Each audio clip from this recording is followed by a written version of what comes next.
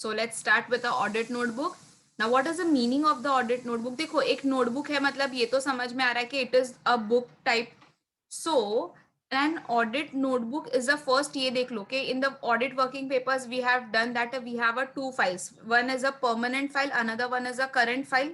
So ये audit notebook कहाँ पर रखा जाएगा? It will be in the current audit file. ठीक है, it will be in the current audit file because audit notebooks changes every year. Now what is a basically audit notebook? So it contains the notes, जो भी notes which are been made by the audit team, class remember, which has been made by a audit team for recording the special points which have been observed during the course of an audit. If you are going to some of the firm to do the checking work, आप अपने auditor के साथ, you are the auditors का staff, suppose I am the auditor and you all are my the staff. If I have, मतलब मैंने तुम लोगों को ग्रुप में डिवाइड कर दिया and I am sending you to the organization. Now say for example जब आप ऑडिट कर रहे थे तब आपको कुछ कुछ स्पेशल पॉइंट्स मिले, आपने कुछ ऐसा ऑब्जर्वेशन किया, कुछ क्वेरीज मिली. सो आप वो जो क्वेरीज को कहाँ पर लिखोगे? You will be writing down, you will be making a notes and you will be writing down. So the notes that are been prepared by your audit team will be known as a audit notebooks. ठीक है, there they will be maintaining complete the records, whatever would be the observation they will be writing it down. Now what is a form? Now we have a certain aspects which we need to know about a audit notebook कि इसके क्या aspects है, इसके क्या importance है, तो कैसे form में होना चाहिए. मतलब देखो अभी नोटबुक है तो मतलब it should remain the same. अगर मैं किसी और वे में नोट्स बनाऊं, कोई सेकेंड पर्सन कोई और वे में नोट्स बनाए, तो again it will be a mismatch. So they have specifically describe the एक फॉर्म कि कैसा होना चाहिए. So audit notebook is usually in the form of the bounded book, complete book. जैसे नॉर्मल बुक होती है, it is complete a bounded book. However, loose sheets may be used for entering the queries. Loose sheets मतलब अगर मुझे एक normal papers चाहिए, अगर मैं अपनी क्वेरीज पेपर में लिख रही हूँ तो वो चल जाएगा. And the notes which subsequently on been punched, but if you are writing down in the paper, so you need to punch it and you need to make it as a file, and that file you can that will be a special file which you will be maintaining. You means what? Audit staff will be maintaining for each of the client.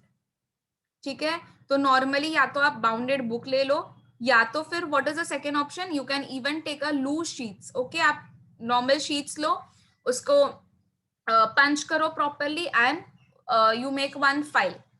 Okay, जितने audit, जितने clients है उतने audit notebook बनेगी. Okay, now what all are the contents, कि अभी ठीक है आप ये तो बोल रहे हो कि whatever are the special points that you have to write it down, but what all are the special points, what all can be the observations. अभी ये देखेंगे कि ये ऑब्जर्वेशंस क्या है.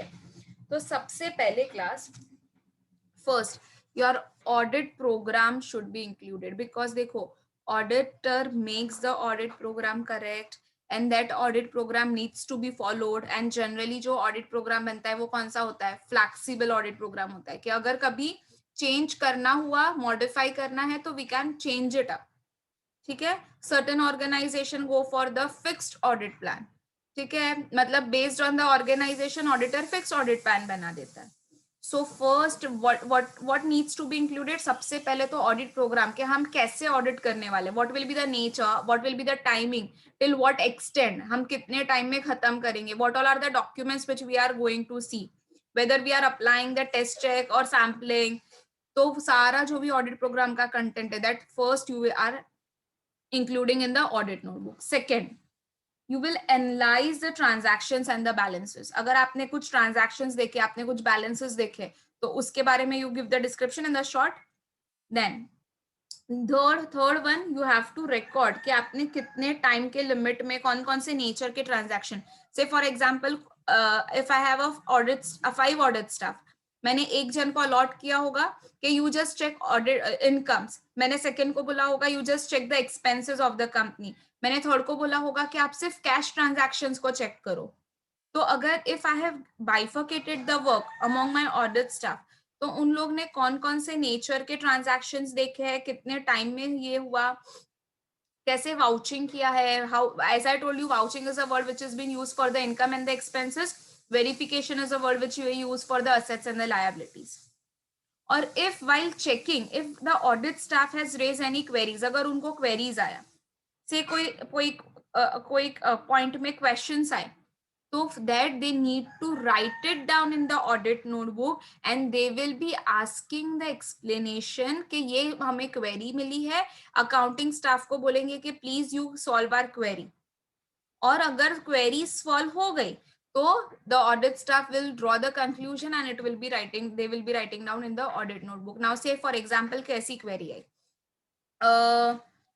से कि सेल हुआ था 5,000 रुपीज का, एक्चुअली में सेल बिल पर अमाउंट था 5,000, बट बाय एंट्री में 50,000 रुपीज दिखाया था. While doing the entry 50,000 was written in the entry, जबकि जो बिल था वो 5,000 का था. अब ऑडिट स्टाफ जब वो चेक कर रहा था सपोर्टिंग डॉक्यूमेंट्स के साथ सेल्स को, तब उसे पता चला कि बिल तो 5,000 का है जबकि एंट्री 50,000 की हुई है.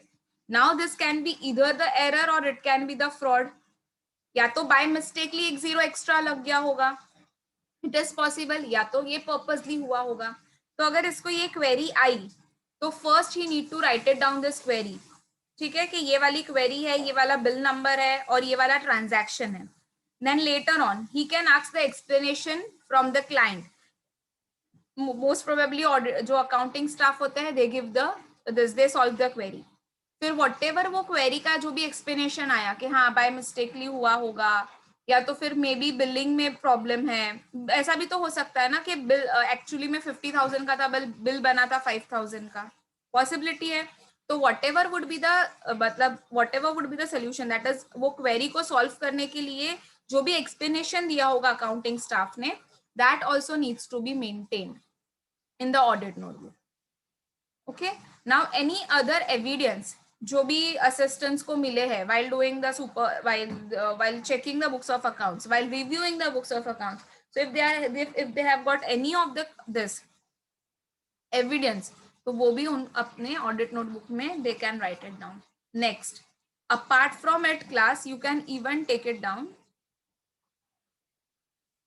the copies of the letter. हाँ, अगर आप मतलब कोई ऑडिट मैटर्स के थ्रू आपने कुछ कम्युनिकेशन किया है क्लाइंट के साथ, तो जो whatever, see I'm just in the second point only I'm giving you the even other points which you can be added. So you can even take a copies of the letter or you can take a file, जो भी audit matters होंगे जो आपने communicate किया होगा client के साथ, अगर कोई स्टाफ ने डिस्कस किया है कुछ भी चीज क्लाइंट के साथ, तो ही needs to write it down in the audit notebook.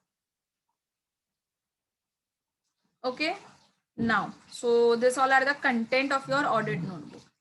Third one is identification. Now what you need to be identified.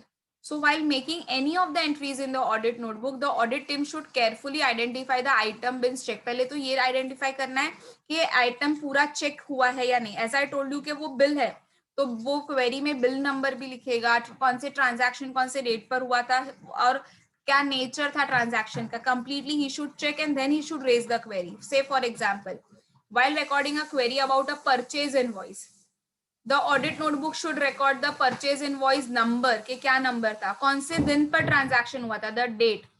If the sample testing is done, the details about the sample selection should be mentioned in the audit notebook. Say for example organization काफी बड़ा है और हमने sample test लिया है, तो 10 में से मैंने सिर्फ 5 to 6 ट्रांजैक्शंस को सिलेक्ट किया एंड मैंने सिर्फ वही चेक किया है. तो मैंने कितने का सैम्पलिंग लिया है, out of 10 I am checking only 5 to 6 transaction. So that also needs to be written it down. कि अगर कभी ऑडिटर पूछता है अपने अकाउंटिंग दिस ऑडिटिंग स्टाफ को, तो they can give the this explanation to the auditor. Now, if certain matters involving the queries of the specific employees, the auditor may record the dates of the inquiries के कौन कौन से दिन पर query निकली थी, उन्होंने कौन कौन से स्टाफ को, कौन कौन से एम्प्लॉइज को इसके रिगार्डिंग पूछा था, क्या नाम था, उनका डेजिग्नेशन क्या था. से कोई भी एम्प्लॉइज के ऊपर उनको क्वेरी आई है, तो as a auditor has a complete right, he can even ask to the third party as well as to the internal party. So if he is doing any of the inquiry to any of the person, तो वो person का designation लिखना है और वो person का नाम भी लिखना है और कौन से दिन पर inquiry की थी वो date भी they need to maintain it.